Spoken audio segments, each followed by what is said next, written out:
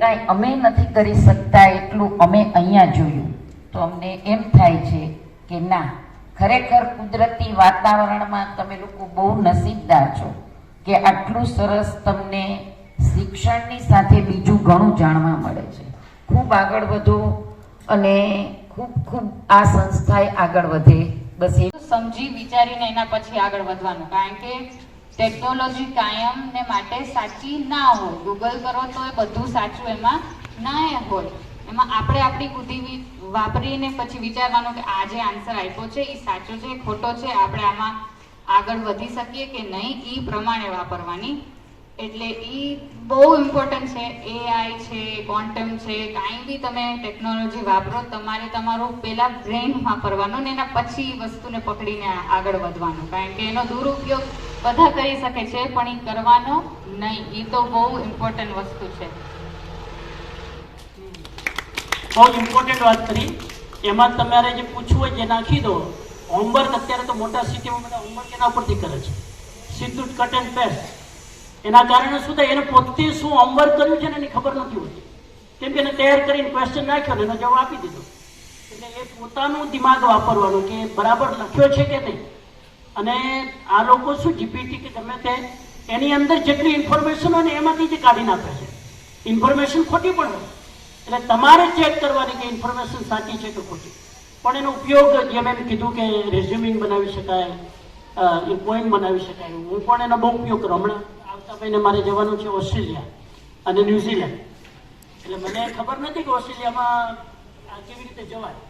એટલે મેં એને પૂછ્યું કે ભાઈ મારે ઓસ્ટ્રેલિયામાં પર્થ, પછી મેલબોર્ન અને સિડની, આ 3 જગ્યાએ 3 વીકનો પ્રોગ્રામ અને 1 વીક મારે જવું છે ન્યુઝીલેન્ડ.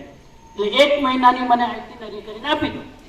એને 1 મહિનાની 4 સિટીની આઇટિનરી બનાવીને આપી દીધી. ઉપયોગ કરો તો ઘણી બધી વસ્તુ એ તમને આપી શકે.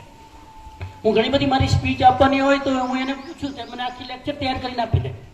તો આવી રીતે સ્પીચ પણ તમે એના થ્રુ તૈયાર કરી શકો. પણ તમારું દિમાગ વાપરવાનું. કેમ કે સ્પીચ ગૂગલે તૈયાર કરીને આપી છે, આ સ્પીચ તમારી નથી. એટલે આઈડિયા તમારે નાખવાના કે આ આઈડિયા પ્રમાણે મને સ્પીચ આપે, એ આઈડિયા પ્રમાણે કરી આપે. એટલે હમણાં જ મારું જે ન્યૂઝલેટર આવ્યું ને ગયા મહિનાનું, એટલે હું દર વખતે મારું ટ્રાન્સલેટ કરવા માટે ગુજરાત આપણે ઇંગ્લિશનું હું ગ્રામને ગંગારામજીને મોકલું કે આનું ઇંગ્લિશ. હવે મેં આ વખતે મોકલવાનું બંધ કર્યું. હું ગુજરાતીનું ઇંગ્લિશ તૂટ્યું ફૂટ્યું કરી ગૂગલમાંથી અને એ જ હું જીપીટીને આપું કે આ મને રિપોર્ટ પરફેક્ટ કરીને, ઇફેક્ટિવ કરીને, મોટિવેટ કરીને આપો. એટલે ફર્સ્ટ ક્લાસ રિપોર્ટ કરીને આપે. એ રિપોર્ટ આખા ન્યૂઝલેટરમાં આ વખતે મેં યુઝ કર્યા છે. એટલે ન્યૂઝલેટર બનાવવું બહુ ઇઝી થઈ ગયું. સારામાં સારું ઇફેક્ટિવલી એટલું તમારે નાખવાનું કે લાગે ભોજનાલયનું ઉદ્ઘાટન, આટલા મહેમાન આવ્યા, આ બાળકો સાથે સમય કાઢ્યો, એમને સ્પીચ આપી, આટલું મને આના ઉપર તમારે પછી તમે એમાં લખી શકો. 15 સેન્ટેન્સમાં મને રિપોર્ટ જોઈએ તો 15 સેન્ટેન્સમાં જ આપે, એટલું કવર કરીને આપે. 30 સેન્ટેન્સમાં જોઈએ તો 30 સેન્ટેન્સમાં આપે. જેટલું તમે એને પૂછો એટલું આપે. તમે કહો કે મારે 5 મિનિટ લેક્ચર આપવાનું છે આ ટોપિક વિશે, 5 મિનિટનું જ લેક્ચર તૈયાર કરીને આપે. તમે જેટલું એને ટ્રેન્ડ કરો ને એટલું એ તમને આપે. એટલે તમે જેટલું વાપરો ને એટલું એનું બ્રેન છે. તમે જેટલું બ્રેનને વાપરો એટલું બ્રેન ખીલે. એમ જેટલું જીપીટી વાપરો એટલું જીપીટીનું બ્રેન પોતાનું વિકસિત થાય. તો ઇઝ વેરી ગુડ થિંગ્સ. જેનો સદુપયોગ કરવો છે એના માટે બેસ્ટ વસ્તુ છે. અને થોડુંક વાપરવાની પ્રેક્ટિસ મારા ખ્યાલથી કરવી જોઈએ. કેમ કે એનાથી પણ આપણો ગ્રોથ પણ આઈ થિંક વધે છે એવું મને લાગે છે. સો સરસ મિસયુઝ નહીં કરવાનો, that the good answer. Student માટે જે અપડાઉન કરતા હોય ને એના માટે એ ઘરે સીધું જ એનો હોમવર્ક કરી લે અને પછી શું કર્યો પોતાને જ ખબર નહીં. ટીચર પૂછે તો કે મેં તો જીપીટીને પૂછી લીધું હતું. હા, અને એક્ઝામ ટાઈમે કામ નહીં આવે. એટલે એ ધ્યાન રાખવું. Very good. એ શું છે? હા, ક્વોન્ટમ કમ્પ્યુટિંગ છે ને એક જુદી જ પ્રકારના કોમ્પ્યુટર્સ બને છે જે પ્રોટોન્સ અને એટમ્સ જે આપણે કેમિસ્ટ્રીમાં જે હોય ને એને એ લોકો જુદી રીતે એનામાં કંઈક લેઝર નાખીને કેવી રીતે સાવ જુદી જ રીતે બનાવે છે. આપણે જે એને ઇલેક્ટ્રોનિક ચિપ્સ સીપીયુ ને એ તો બધું હોય એ તો સાવ ઇલેક્ટ્રિકલ એન્જિનિયરિંગ. આમાં ઇલેક્ટ્રિકલ પ્લસ કેમિસ્ટ્રી બી વાપરે છે. અને એ જે વસ્તુ છે એનાથી એ લોકો છે ને એટલું ઝડપથી કમ્પ્યુટર તમારું બની જાય. એટલે જે સીપીયુ છે એ હવે નથી રહ્યા. CPU થી સાવ જુદી જ વસ્તુ હવે આવી રહી છે અને એનું હજી રિસર્ચ થાય છે. બધી કન્ટ્રીઝમાં એ લોકો એ વસ્તુનું રિસર્ચ કરે છે, પણ એ જ્યારે આવશે ત્યારે જે લોકોને હેકિંગ કરવું હોય કે સાયબર સિક્યુરિટી એટેક્સ કરવા હોય કે નહીં, બધું અત્યારના આપણે બધું ઇન્ક્રિપ્શન ડિક્રિપ્શન કોમ્પ્યુટરમાં અને પાસવર્ડ, આપણે જેમ ફોન ચાલુ કરીએ તો પાસવર્ડ હોય 1 2 3 4 કે જે કાંઈ બી હોય, તો એ બધા પાસવર્ડ 1 સેકન્ડમાં હેક કરી શકે અને કાંઈ બી પછી સેફ ના રહે. એટલે એનાથી માણસો અત્યારના ગવર્મેન્ટ સ્પેશિયલી એનું સાચવણ કરે છે કે જ્યારે આ વસ્તુ નીકળે ત્યારે આપણે કઈ રીતે આપણી સેફટી કરવાની. કારણ કે હરેક દુનિયામાં કોઈ બી દેશ કે કાંઈ બી, અમેરિકા છે, યુકે છે, ઇન્ડિયા છે, કાંઈ બી કન્ટ્રીઝ, કોઈ બી માણસ એમાંથી સેફ નહીં રહી શકે, કારણ કે બધી વસ્તુ પૂરી રીતે હેક થઈ જશે. એનો દુરુપયોગ કરી શકાય. મેં જે સદુપયોગનું કીધું એ કે આપણે જે લોકોને કેન્સર હોય, જે કાંઈ બી મેડિકલ પ્રોડક્ટ્સ હોય, જે કાંઈ બી ફાર્માસ્યુટિકલ પ્રોડક્ટ્સ હોય, એનું જે કોમ્પિટિશન્સ જે એ લોકો થતો હોય, રિસર્ચ થતો હોય, એમાં બહુ ઝડપથી તમે આન્સર્સ લઈ શકો. કારણ કે એ એટલું ફાસ્ટ રીતે ચાલતું હોય કે તમારે રિસર્ચ એનું જે કરવું હોય એ તમારેથી વધારે ઝડપથી થઈ શકે. તો એના માટે હું કહું કે વધારે રિસર્ચ કરો, કારણ કે મને બી એ સબ્જેક્ટનું એટલું બધું જ્ઞાન નથી, કારણ કે હજી બહુ અર્લી સ્ટેજીસમાં છે. પણ અર્લી સ્ટેજીસમાં બી અત્યારના લોકો ચિંતા કરવા માંડે છે, કારણ કે એ જ્યારે આવશે એની સાથે સાથે આ ચેટ જીપીટી ને બધું છે.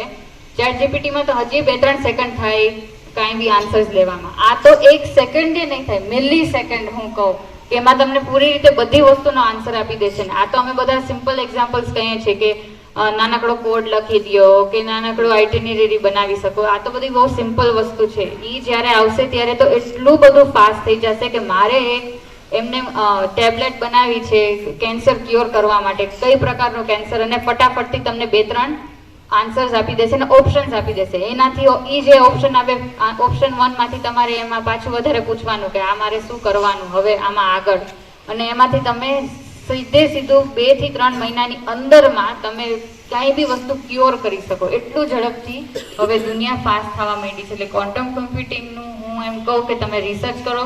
એમાં આગળ ન વધવું હોય તો કાંઈ વાંધો નહીં, પણ ખાલી જ્ઞાન એ વસ્તુનું પ્રાપ્ત કરી લ્યો ને તો બી બહુ સારું પડે.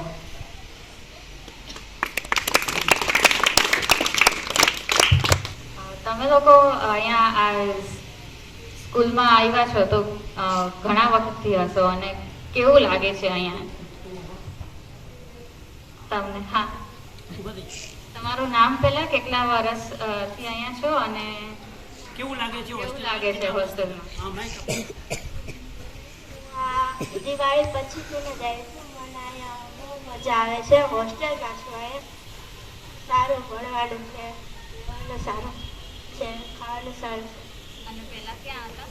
પહેલા હું જામનગર હતી. અહીંયા મારા મમ્મી પપ્પાનું છે. હોસ્ટેલ વધારે ગમે કે ઘર? હોસ્ટેલ. હોસ્ટેલ કેમ ગમે વધારે? કેમ કે અહીંયા મજા આવે ફ્રેન્ડ હારે રહેવાની.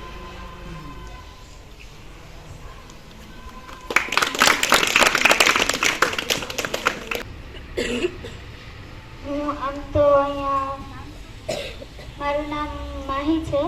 હું અત્યારે 6ઠ્ઠા ધોરણમાં અભ્યાસ કરું છું. આમ તો અહીંયા જ પહેલેથી ભણું છું, પણ વચ્ચે 1.5 વર્ષ અહીંયા નહોતી, ગામડે હતી. અને અહીંયાનું મને એક તો ભણવાનું ગમે છે, આ સ્કૂલનું વાતાવરણ, પછી બધી અલગ અલગ પ્રવૃત્તિ, આ બધું બહુ ગમે છે. બાકી તો હું તમને લોકોને બધાને થેન્ક યુ કહું, કારણ કે તમારા લોકો પાસેથી અમને ઘણું શીખવા મળે છે. અહીંયા અમે આવ્યા, હું તો આ કાંઈ જોતી ન હો અમેરિકામાં, ઘણા વર્ષથી અમે લોકો ત્યાં જ રહીએ છીએ, એટલે તમે લોકો અમને એટલું બધું શીખડાવો છો, તમને નહીં ખબર હોય કે અમને અહીંયા આવીને ઘણું બધું જ્ઞાન તમારી પાસેથી મળે છે. એટલે એના માટેનો ખૂબ ખૂબ આભાર અને થેન્ક યુ. હા, અને સમણજીનો બી ખૂબ ખૂબ આભાર કે આ બધી વસ્તુ અમને બી બતાડે છે, કારણ કે અમને તો કોઈ દિવસ જોવાય ના મળે, કલ્પના ના હોય કે આવું બધું થતું રહેતું હોય છે. એટલે થેન્ક યુ. અહીંયા કેટલા આ સંસ્થામાં છે ને, જેના અહીંયા લિસ્ટ છે, તમે જોજો પછી. આ બધા જ ઇન્ડિયાની બહારના લોકો અહીંયા વોલેન્ટિયર વર્ક કરે છે બાય ઓનલાઈન. ઓસ્ટિન ટેક્સાસથી, શિકાગોથી, બીજા કન્ટ્રીથી, મુંબઈથી, ત્યાં બેઠા બેઠા ઈસ્ટ ટેનેસીથી એક છોકરી છે ઓસ્ટિનથી. એ તો વ્હાઇટ હાઉસમાં CID ઓફિસમાં કામ કરે છે અને એ ઓસ્ટિનમાં રહે છે. એના પેરેન્ટ્સ અમારા કનેક્શનમાં છે. એ છોકરી તપોવનના બાળકોને ભણાવે છે ઇંગ્લિશ, અને એનો ફોટો પણ તમે શેર ન કરી શકો એટલી સિક્યુરિટી તમને ખ્યાલ છે CIDમાં. પણ એ છોકરી અહીંયા અત્યારે ભણાવે છે. એટલે પુરુષાર્થ અને તપોવનના બાળકોનું સદભાગ્ય છે કે આ બધા લોકો પોતાનો સમય કાઢીને અહીંયા શેર કરે છે ને એમને આનંદ થાય છે. હમણાં સંજીવભાઈ આવીને ગયા તો સંજીવભાઈને તો એટલું બધું ગમ્યું કે એના માટે બરાબર એ જાગૃત છે કે અહીંને શું જરૂર છે, બાળકો માટે આપણે શું કરી શકીએ વધારે, તો એ બરાબર કનેક્શનમાં છે. તો એ ખાસ મેસેજ છે કે હવે આ ઇન્ટરનેશનલ સ્કૂલ બની ગઈ. Thank you. તો બસ ખૂબ ખૂબ આભાર.